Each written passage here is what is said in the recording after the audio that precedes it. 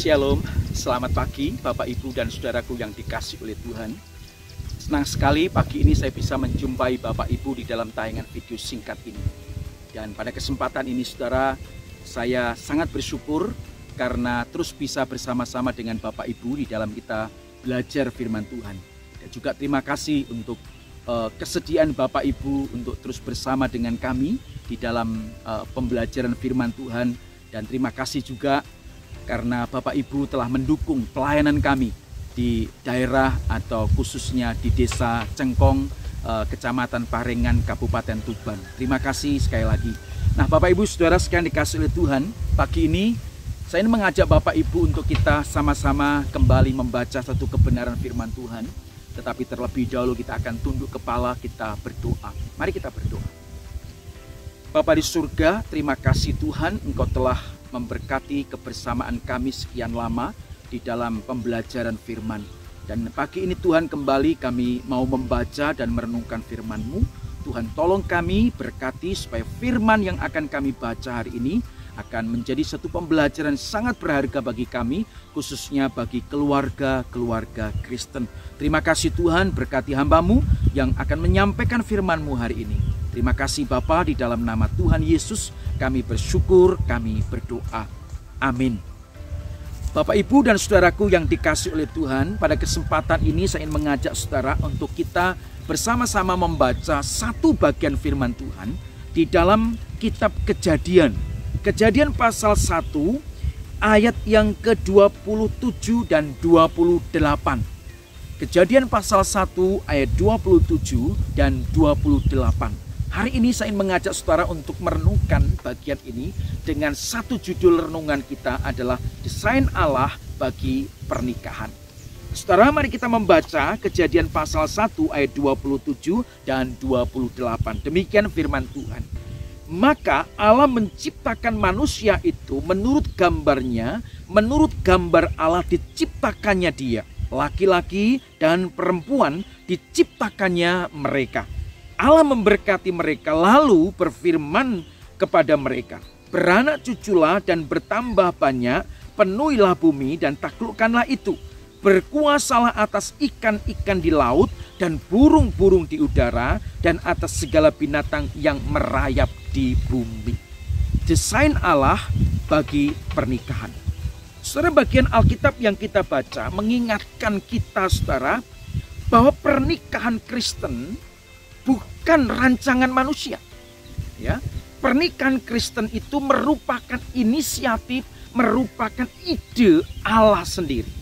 Nah, karena pernikahan itu adalah inisiatif Allah, pernikahan adalah ide dari Allah, maka setiap orang yang mau menikah harus mengerti dulu desain Allah terhadap pernikahan itu atau konsep yang Allah rencanakan bagi pernikahan. Mengapa penting saudara? Sebab tanpa pemahaman yang benar tentang konsep pernikahan menurut Allah, maka pernikahan itu menjadi sangat rapuh. Pernikahan itu akan menjadi sangat mudah sekali, rentan sekali untuk berakhir dan hancur saudara. Nah, sama seperti seorang yang hendak membangun sebuah rumah, maka ia harus melihat blueprintnya. Mereka harus melihat cetak biru dari rumah yang hendak dibangunnya itu.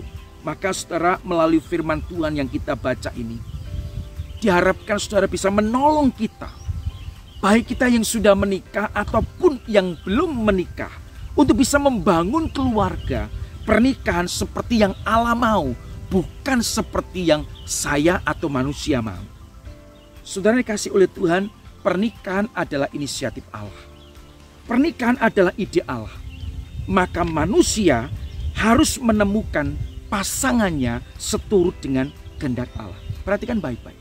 Karena pernikahan itu inisiatif Allah, maka setiap manusia yang mau menikah harus menemukan pasangannya seturut dengan kehendak Allah.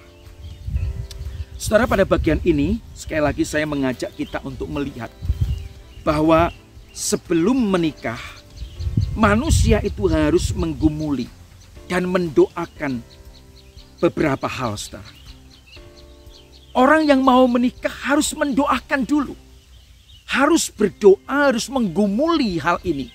Contoh, siapa yang akan menjadi pasangan hidupku. Yang kedua, bagaimana rencana Allah tentang orang yang akan menjadi pasangan hidupku. Dan masih banyak lagi, saudara. Kenapa ini penting? Karena, saudara, saya mau katakan bahwa separuh hidup kita di dunia ini akan bersama dengan pasangan kita.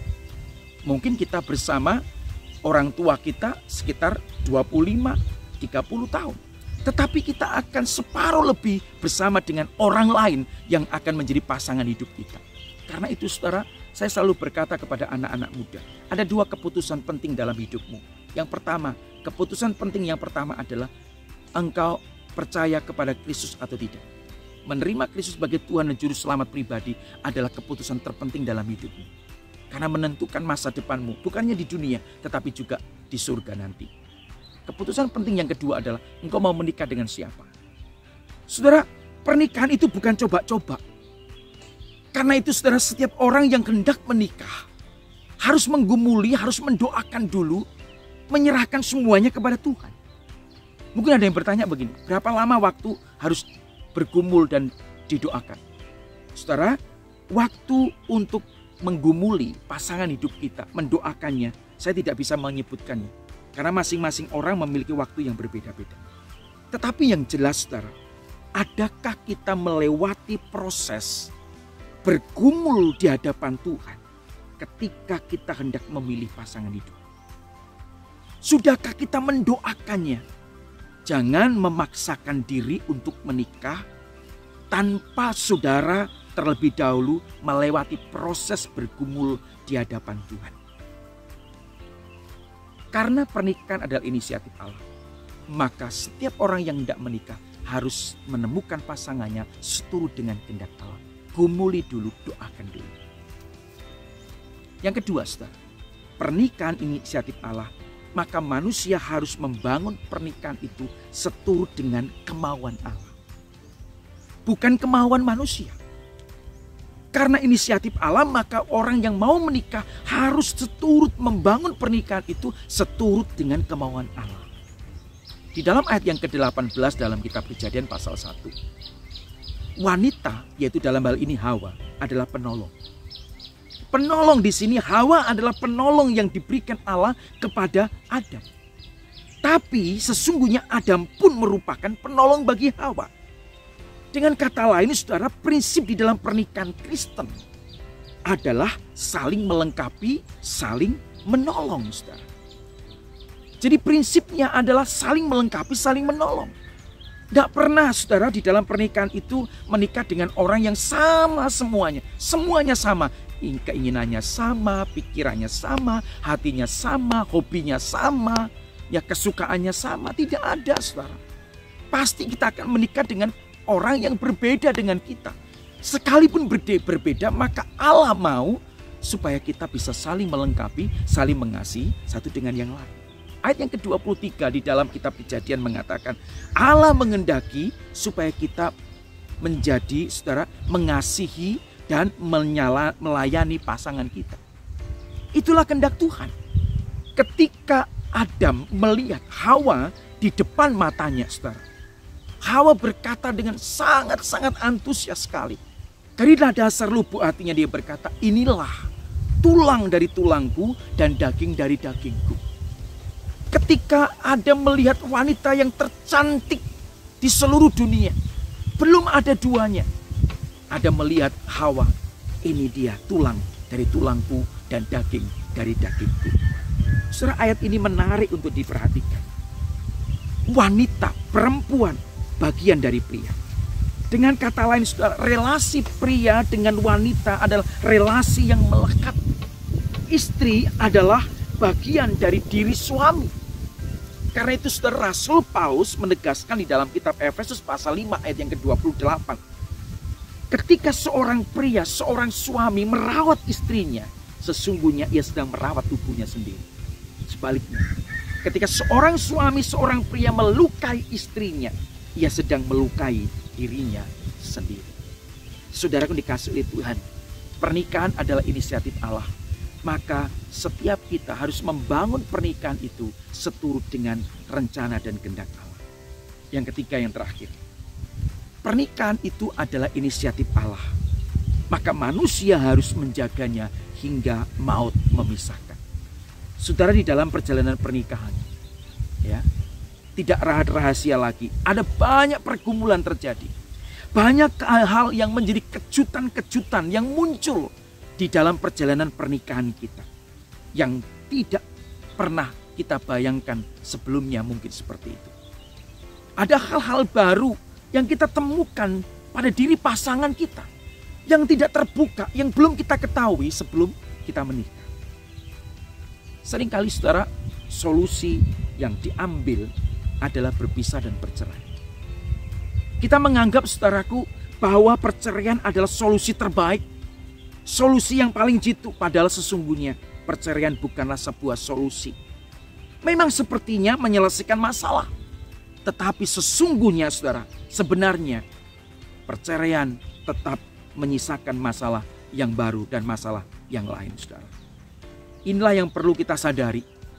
Inilah yang perlu kita ingat baik-baik. Ketika kita mempelajari pernikahan Kristen, maka pernikahan Kristen itu tidak boleh dipisahkan oleh manusia. Apa yang sudah dipersatukan oleh Allah tidak boleh diceraikan oleh manusia. Allah yang mempertemukan, Allah yang memberkati, Allah yang menuntun. Karena itu Allah pula lah yang akan memelihara dan menjaganya. Bagian kita adalah bagaimana kita mengelola keluarga kita dengan baik. Dengan hidup takut, dekat dengan Tuhan. Saudara, perkawinan adalah inisiatif Allah. Maka sekali lagi manusia yang mau menikah harus menemukan pasangannya seturut dengan kehendak Allah. Doakan, gumuli pasangan hidup kita. Kemudian maka manusia juga harus membangun pernikahannya itu seturut dengan kemauan dan kehendak Allah. Saudara, kalau kita tahu bahwa pernikahan itu adalah inisiatif Allah, maka kita harus menjaganya hingga maut memisahkan kita. Sudah dikasih oleh Tuhan, biarlah firman Tuhan hari ini akan kembali mengingatkan kita. Bagi kita yang belum menikah, ini menjadi satu tanda awas, menjadi satu berkat bagi kita untuk mempersiapkan diri kita untuk bertemu dengan pasangan kita. Bagi kita yang sudah menikah, biarlah kita juga terus memelihara pernikahan kita. Kita akan terus menumbuhkan cinta dan kasih di dalam keluarga kita, di dalam rumah tangga kita. Sehingga kita akan terus bersama-sama sampai hanya maut, hanya kematian yang memisahkan kita. Mari kita berdoa, tunduk kepala. Bapa di surga, terima kasih untuk kebenaran firman-Mu hari ini. Kembali mengingatkan kepada kami bahwa sesungguhnya pernikahan adalah inisiatif dan gagasan Allah. Karena itu Tuhan, setiap orang yang hendak berumah tangga harus menggumuli, harus mendoakan terlebih dahulu. Setiap orang yang berumah tangga harus membangun rumah tangga seturut dengan kehendak dan rancangan Tuhan. Setiap orang yang berumah tangga harus mempertahankan, harus terus menjaga kehidupan rumah tangganya itu. Hanya maut yang dapat memisahkan. Terima kasih Tuhan untuk kebenaran firman-Mu hari ini. Berkati setiap rumah tangga Kristen. Berkati rumah tangga kami semua Tuhan. Berkati supaya kami memiliki hubungan yang selalu manis, selalu mesra, selalu indah sampai akhir hidup kami. Dan biarlah Tuhan terus menolong kami supaya kami bisa melewati hari-hari kami yang sekalipun sulit, yang sekalipun tidak mudah, banyak kejutan-kejutan yang ada. Tetapi kami percaya kalau Engkau hadir di tengah-tengah kami, di tengah-tengah keluarga rumah tangga kami akan bisa melewati semuanya bersama dengan Engkau. Terima kasih Tuhan. Terima kasih untuk berkat firman hari ini. Terpujilah nama-Mu, di dalam nama Tuhan Yesus kami bersyukur, kami berdoa. Amin. Tuhan Yesus memberkati kita semua. Haleluya. Amin.